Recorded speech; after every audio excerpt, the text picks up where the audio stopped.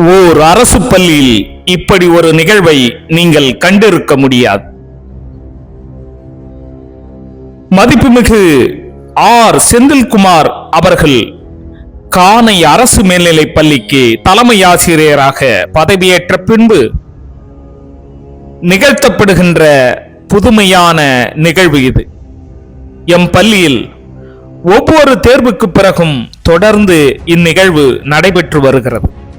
ஆம், இந்த நிகழ்வின் பெயர் காஃபி வித் டீச்சர்ஸ்.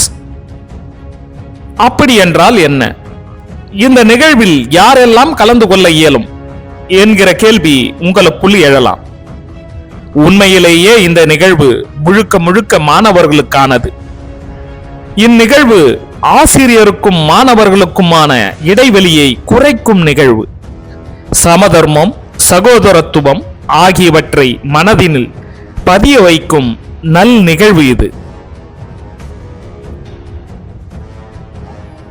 சரி, இந்த நிகழ்வில் எந்தெந்த மாணவர்கள் பங்கு கொள்வார்கள் என்கிற கேள்வி உங்கள் மனதில் எழலாம்.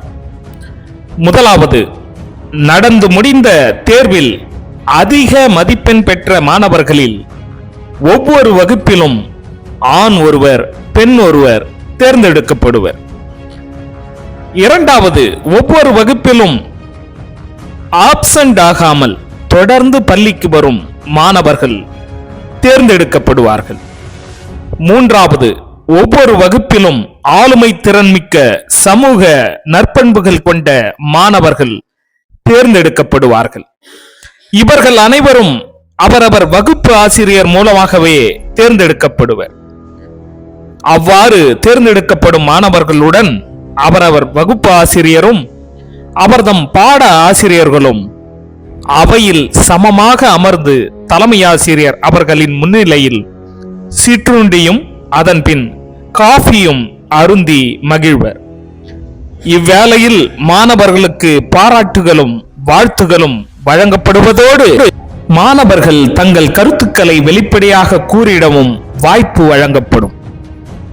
இதுவரை எந்த அரசு பள்ளியிலும் நடைபெறாத இந்நிகழ்வு மாணவர்களின் முன்னேற்றத்தில், கல்வி வளர்ச்சியில், நல்லொழுக்கத்தில் தாக்கத்தை ஏற்படுத்தி வருகிறது என்பதை கண்கூடாய் காண முடிகிறது.